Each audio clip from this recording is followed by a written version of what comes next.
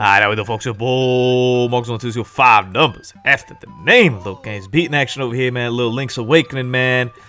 Man, Link's Awakening is a lot to me, man. It is up there as one of my favorite Zelda games.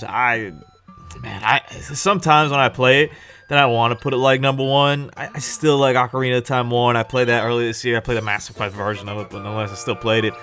And I would still put Ocarina of Time, like just where that place and time was and the feeling that you get out of it and how good it still kind of is. I get it right up there.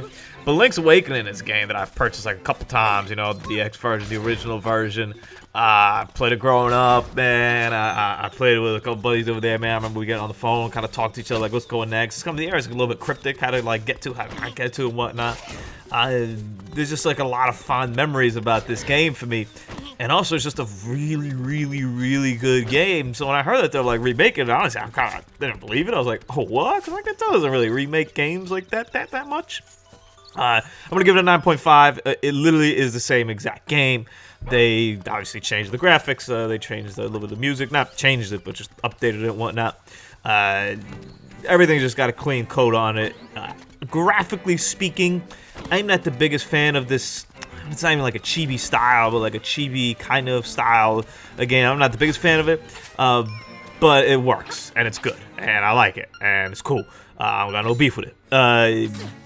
But I would have preferred maybe if they redid it in more of a Link to the Past kind of fashion. But whatever, that's neither here nor there. It still plays great.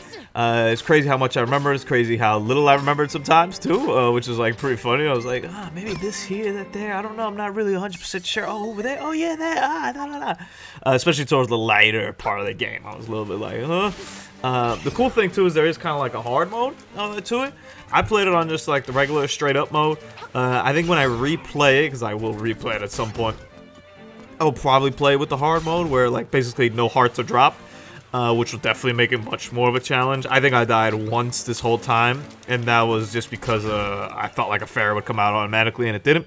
So be mindful of that. It's cool. It keeps track of like a death. It was like a little counter over there that shows up or whatever. Need a magnifying glass for this guy, by the way. I was over here trying a bunch of different things. I was like, I know there's somebody here. What the hell?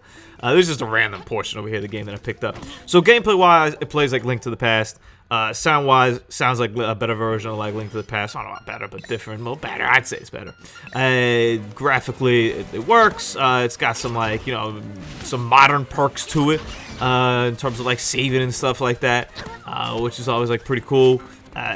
If you haven't played this game, you have to, man. Now, the price point of $60 might be a little bit elevated. I still think it's worth it. I mean, you could beat this game in, like, if you know what you're doing, if you know what you're doing, you could probably beat it really, really quick, maybe like 6-7 hours or something like that.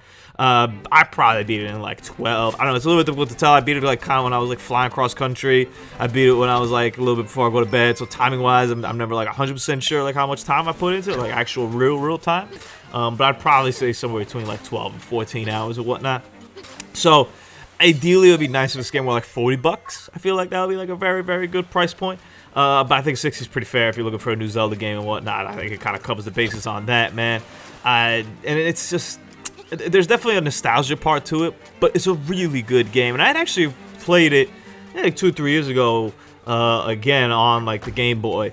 And it still holds up. It is a game that's always going to hold up because of the great style and the great like pace that it has. So make sure you cop this game.